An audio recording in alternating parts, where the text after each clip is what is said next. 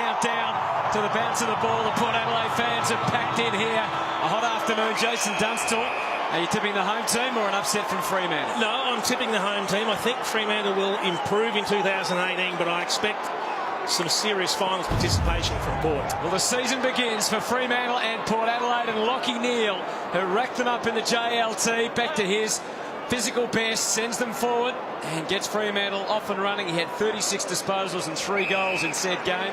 JLT 2 against West Coast. Maybe they just raised the eyebrows a bit of a few people in the footy world in that game, Nick Revolt, and maybe Freo might be a little better than some might have thought. Yeah, and I think their ability to score was the one thing that they identified over summer, and that was evident in the JLT series. They moved the ball much quicker, much more potent going forward. Right, I hit it to ground. Hartlett, who's found his place now at half back. But his handball was up there for Fremantle. Banfield gets an early opportunity. It's a sky ball, which is not going to be easy to mark, and as it turned out, it's even harder once Jonas got a fist to it. And the Port defence, through Bonner and then Polak, try and clear the area. Here's Banfield again. The rookie sends them deep towards full forward. Oh, almost play that one to Fife, not quite. And they're under some serious pressure here. As Howard found out, Mundy out to Ballantyne, to Neal, just didn't quite get enough on it.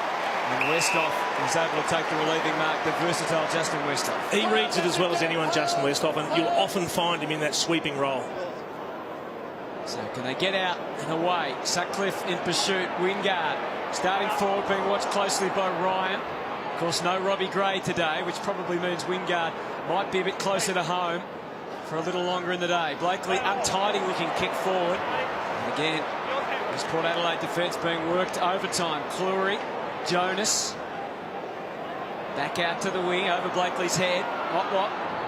And Ryan happy to see it over and out. Great start for Fremantle, just to be able to get the ball in their half of the ground. They were the worst team in the competition last year as far as playing the game in their defensive half. So to be able to get the ball forward, win clearance, maintain some field position, that's what they'd be after. Not a happy hunting ground for Ross Lyon last year. They lost by 89 points in round 2 to Port and went down by 100 against Adelaide.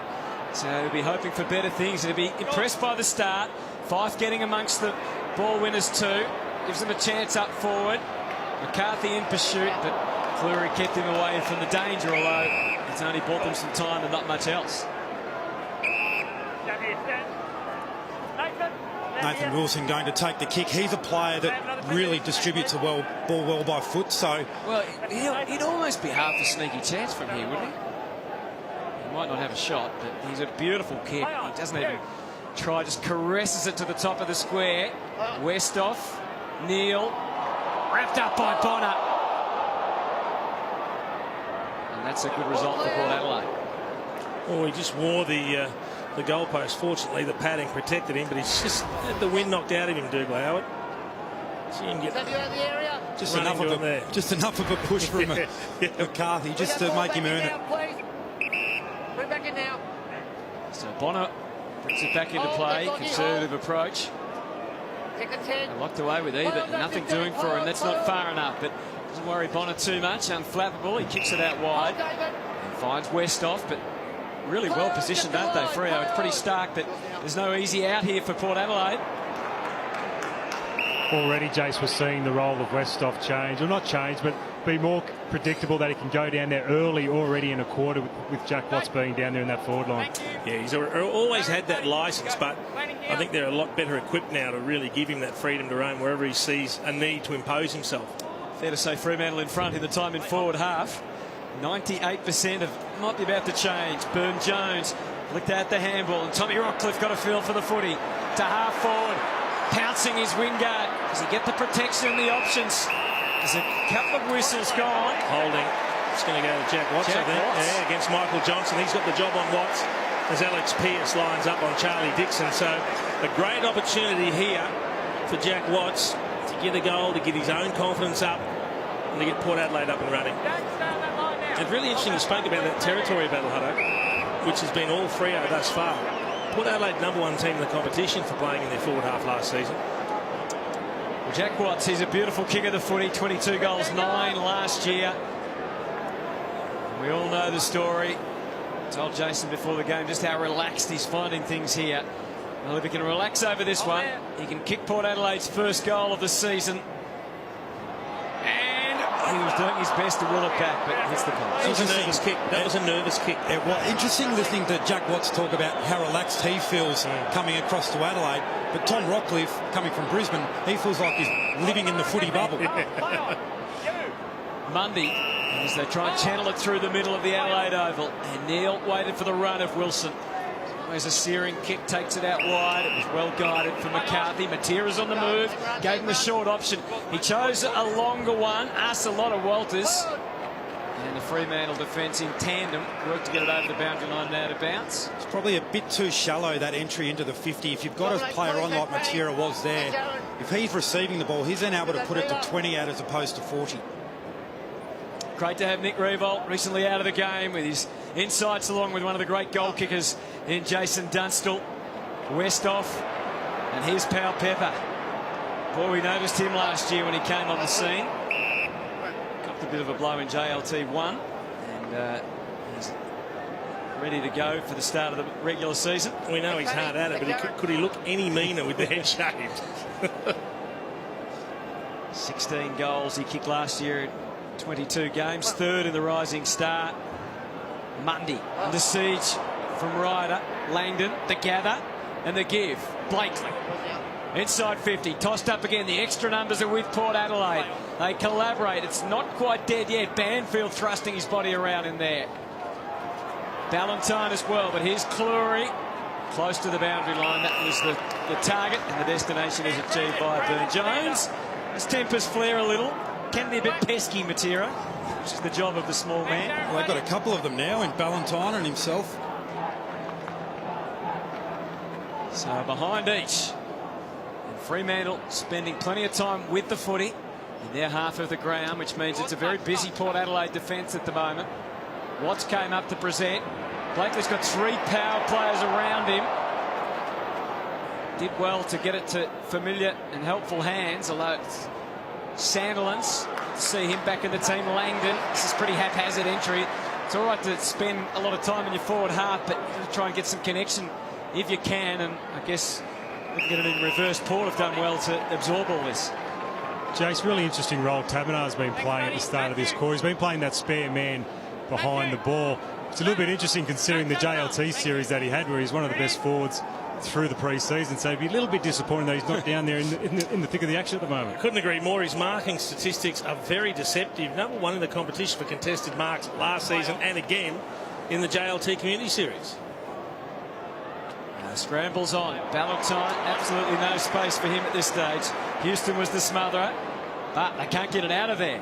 Blakely with a wind-up towards full forward. Can anyone elevate? He almost did back there, Taberner. Polak. Fleury squeezes the kick out. Ryan, it's touched. Does he know? No one seemed to. The handoff was effective. Wilson pinpoint. Barely the required distance, but it was. So McCarthy will have the shot. I mean, it is very haphazard the way the ball's going in, but it's just repeat entry after repeat entry at the moment. Port Adelaide can't find any breathing space. They can't get their hands on the footy, and when they do, it's just a quick dump kick. They cannot control the ball at all. 7 inside 50s to 1, a reflection of that. It's been a brilliant start. They just need to get some reward on the scoreboard, the Dockers. Here's the opportunity for Cam McCarthy. 25 goals, 19 last year in 19 games. It's a good-looking strike. Oh, smash into the post. There's 2 already. I just feel like with some of the forward entries, actually just taking a little bit off the kick sometimes is helpful for the key forwards, because when you kick it in just long and high, they end up having to stand under it and can't really launch or elevate at it. Westhoff picked their way through this time.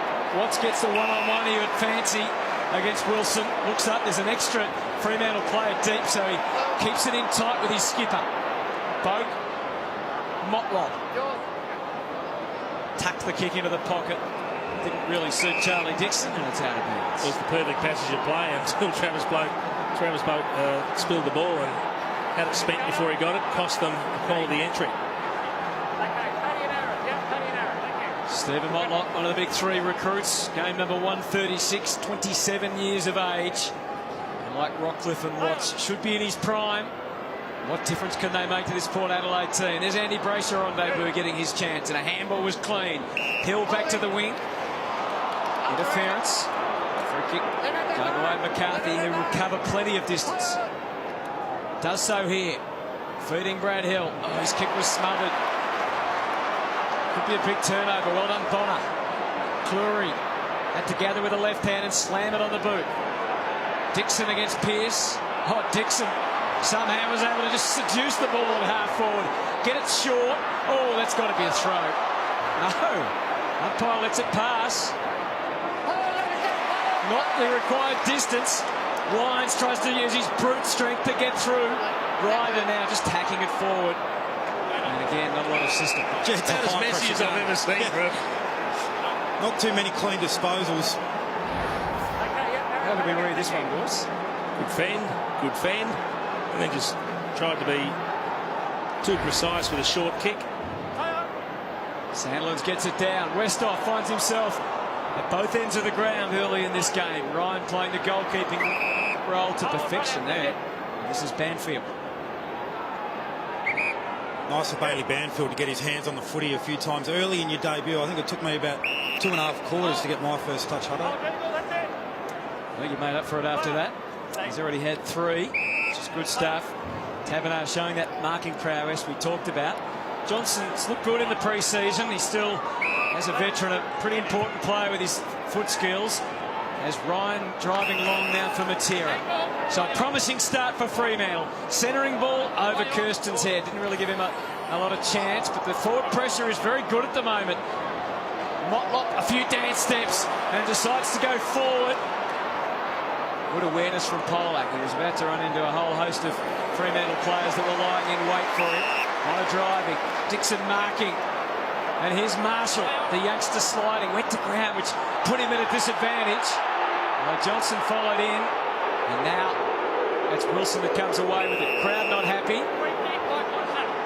They're even less happy now.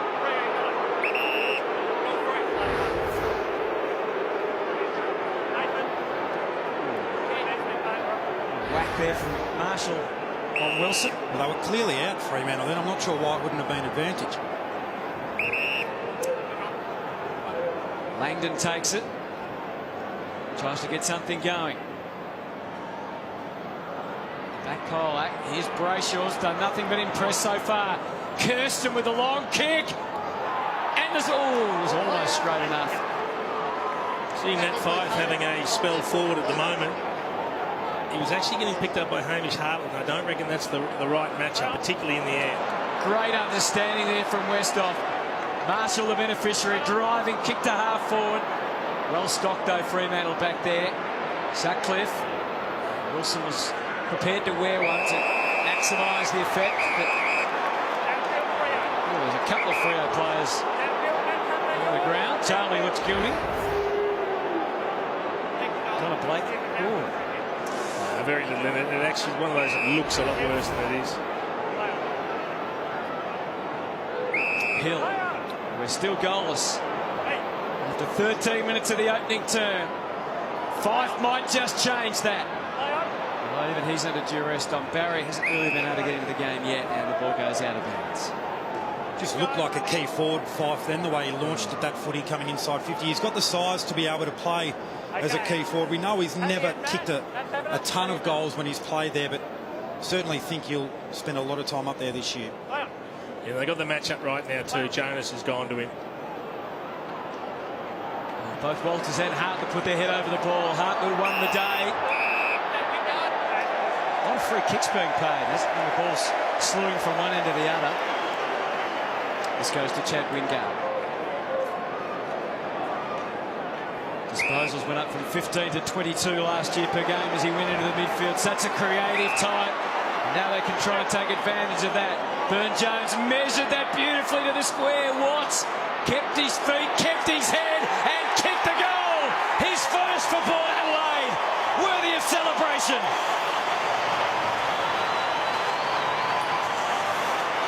It was a nervous kick, the first one, the first shot he had, but made no mistake there. And that's a great start for Jack Watts. You can see what it means to his teammates, the way they get over and embrace him. And again, that's what he was brought to Port Adelaide for, to be able to finish when they go inside 50. They didn't do it as well as they would have liked last year, but Jack Watts, Motlop, they're going to make a difference in that area.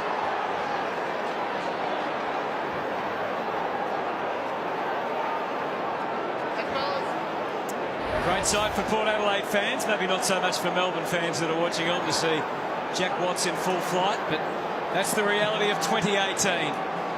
Port Adelaide breaking the goal drought here. Their first of the season. Fremantle have been right in this game. Hill tracks it down.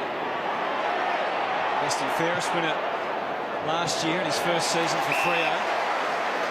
Unfortunately, some of his foot skills not quite the level you would have expected with a highly skilled player normally. And that one turned over, but Ryan. Now Brayshaw, terrific instincts from a first gamer. Knew exactly where the danger was coming from and how to avoid it. An amazing little shimmy step, wasn't it? Scored himself a few extra metres. He looks like one of those players already in one touch that just buys themselves time, like a Pendlebury or one of those types. Pick 2 already a contract extension, which seems to be the go these days before you even play a game. It's a nice start, isn't it? Ryder in front, Taberner into the ruck, Neil a little cute little pop kick which didn't go too far, but Walters ends up with it, so good result. And a one-on-one to boot in the square. Mundy and Cleary, and down there is McCarthy, in fact, who overruns it. Tucker came late effectively to Kirsten, and he's missed. A couple of opportunities for Shane Kirsten, and they genuinely need to give themselves some reward from all the play they've had, the Dockers. You can't work this hard and not see reward for it. 11 entries for just 4 behind so far. Sandilands came late, but it didn't matter because Brayshaw had judged the dropping ball, and he can send it back to the danger spot at the top of the square. Taberner looked good all the way. Bonner, though, with the clearing kick, and the danger could change very quickly here Port's way. Boak just had to bide some time. Wingard was there to Marshall. Got a call from Motlop. Watts has already kicked one. Now Motlop might join the party. They can't stop him. What a start for the recruits of Port Adelaide. It's a great call, though. You couldn't ask for anything more. When you bring experienced players in, you've probably already earmarked the roles that you want them to play. There's no doubt Kenny Hinkley wants to start converting some of the opportunities, because they do, as a general rule, win the territorial battle. And to have Watts and Motlop in that forward 50, clever players that know how to finish, already they're starting to reap the reward. So very, very good early signs for Port Adelaide until their new recruits. So who's the happiest man in the stadium at the moment? Is it Ken Hinkley, or is it the Port Adelaide list and recruiting manager? Both. Erin, you must be good to watch from down there. Oh, the crowd was right behind him. I think that he had another few kilometres in his steps with the crowd. The speed was phenomenal, and a great finish by the first gamer. Power Pepper takes it out to half forward. Into the pump severely as Pearce stands up pretty well, but Marshall kept at it. And here's Motlop again. Tried to fend off. Yeah. That's a little unlucky. That's just instinctive to put the hand up when you're immediately besieged upon turning around. Lockie Neal, and he's built pretty low to the ground, Lockie. So that was a bit unfortunate who he chose to fend off, wasn't it? Yeah. He's got some tricks though, Lockie Neal. Good penetration on the kick. Kirsten, the double grab. Burn-Jones made life difficult. Oh, no sympathy at all from the umpire. Burn-Jones quickly into the act. Ebert scrambles one to half forward. Terrific reflexes from Dixon to Motlop to Barry. Another of their recruits. And Ryan gets back to see it through. No Port Adelaide, Fremantle, sorry, wanted to try and be more attacking this year and score more, but sometimes you've got to give something up to get that. And the 2 goals they've conceded have been coast to coast from their D50. Taberner again. When we spoke about those deceptive marking statistics, he just showed us another one there. Good body work. Quickly on to Ballantyne. Walters is behind here and didn't even get that far. Just having trouble getting past any meaningful system at the moment. Half forward. Howard busy, and he sends it wide out to the wing. Rockcliffe through the fingertips of Wingard. Close him out quickly. Would have been a trifecta if he could have marked that and converted. We saw Don Barry before. He's the quieter of the recruits in terms of the publicity, but he pressed it since he's come back a second time. Earned his second crack at AFL for Glenelg last year, rating a lead in inside 50s and goals, and it's been a smooth mover through the JLT. So watch Don Barry as well. Crowd showing their appreciation for the overworked half backline of Port Adelaide right now. It's been very effective. Bonner, he's looked good too. He's super short. Houston back across for Hartlett.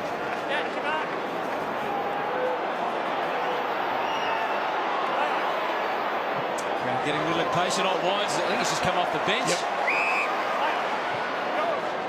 Places it into the space. No one really read the tea leaves on that occasion. Marshall over the top. Good fight from Pearce. But they're outnumbered. Tough one for Langdon there. Pollack quickly swings it in. Houston back into the middle to Howard. To Bonner. So all the action now at the other end of the ground.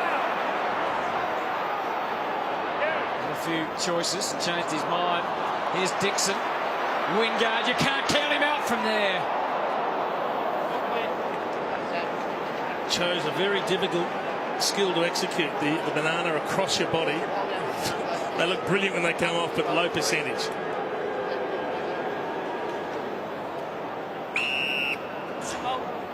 It's switched a bit, hasn't it, in terms of where the play is? Yep. They've started to, when they get possession, be able to hang on to it, Port Adelaide. So getting a little bit of uncontested marking around the ground.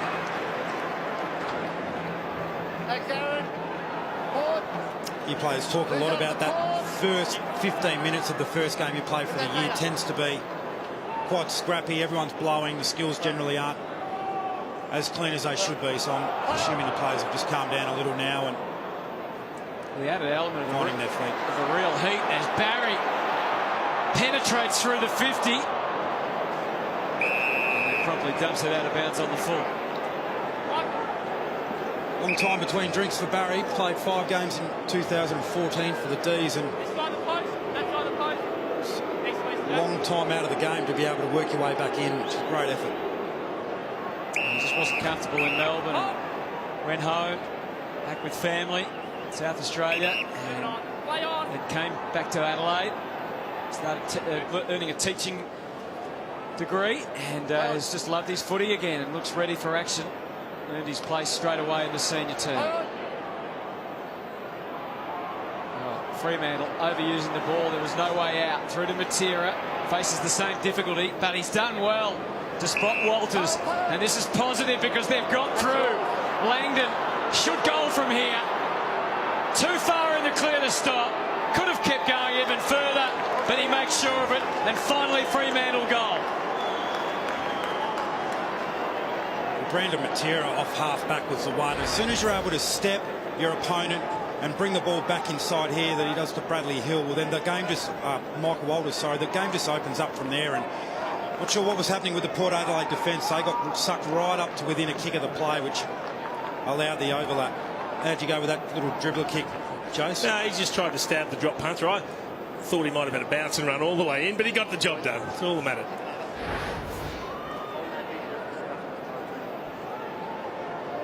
Yes, he wouldn't have wanted to have missed, would he? No. Brandon Matera is going to be an interesting one, isn't he? Only 10 games last year, but he had career best numbers, averaged 2.5 goals a game. It was a high pick with big raps originally. It just didn't quite work out for him on the Gold Coast. So it could be a very handy pickup for Fremantle. Now this is Westhoff.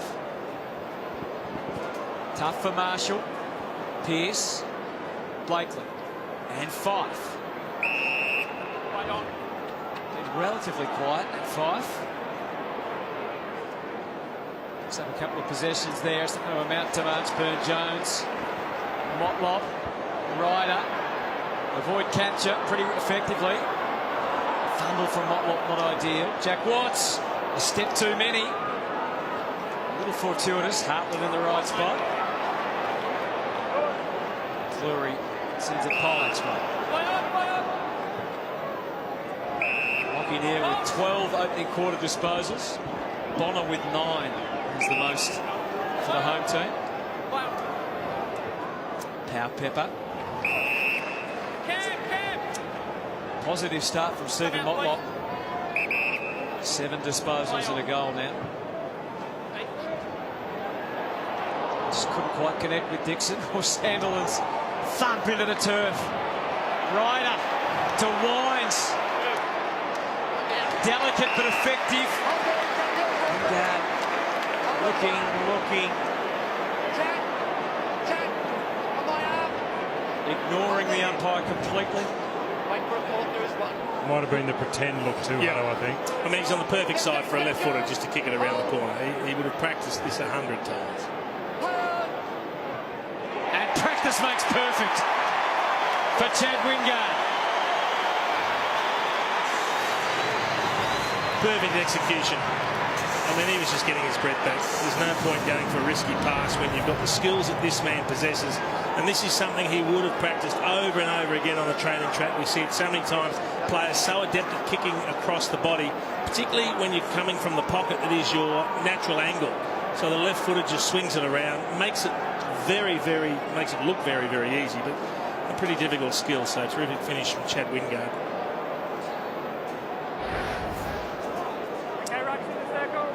More possessions last year, and he spent more time in the midfield. His goal kicking did suffer a bit last year. 24 goals, 25. Previous season's 38 and 53 goals, but he's a dangerous player around the sticks. Fife, going to have some impact here? Not immediately. Pollard. Port starting to move with a bit more purpose now. Bonner. Out to half forward. Tough one there for Sam Gray. Had to turn tackler pretty quickly. And Matera. Searching, hoping. A lot of Port players up, and the Fremantle had the numbers at ground level. Banfield ended up having to put the tackle on. Kirsten stumbled and bumbled, and in the end went to ground. Taverner may have been a little overzealous with the tackle. Just a little clumsy there. So it just releases the pressure valve when you do that. When the ball's bobbling around and you're in your attacking half, it's really the last thing you want to do, give away a free kick when you're in a position to score like that. Aaron Ewan Moon's had a bit of a watching brief on Nat Fife. What have you seen with the way he's playing? Yeah, look, he is switching from the centre bounces. He just did the last centre bounce and ran straight up forward. So you see the flexibility of the champ being able to do both roles. You shouldn't underestimate the job that Brad Ebert's doing on him either. He's kept Fife just to 5 possessions. He's only picked up the 4 himself, but that's not his role when you're playing on Fife. So Ryder, of course, we're going to be wary of the protected zone today. I'm sure all the players are. Identifies Boak, who got himself into a dangerous position. Well executed by Paddy Ryder.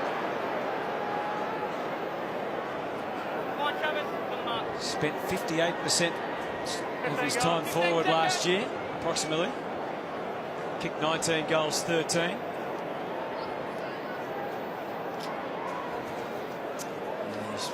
Pretty handy in front of goals is the Port captain as he puts on display for the home crowd yet again. So they've really weathered the storm, Port Adelaide. It was all Fremantle early. They had all the possession in their forward half of the ground. Repeat inside 50s, but they just didn't capitalise, unfortunately, on the scoreboard. So Port Adelaide weathered that. They've now been able to start getting their hands on the footy, control the flow of the football, plenty of uncontested marks. For a big bloke, that's a great spot, delivering the ball inside 50. For your ruckman to be able to spot up a little space and hit the small forwards. Terrific kick from Paddy Ryder and a great finish from Boak.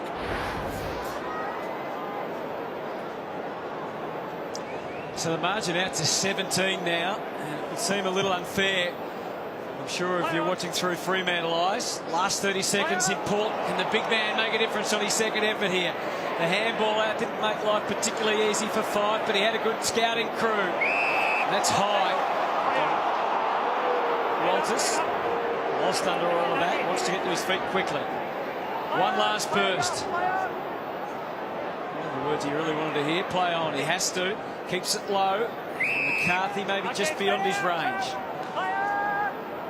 Rips it long, needs a mark, needless to say. And the siren sounded.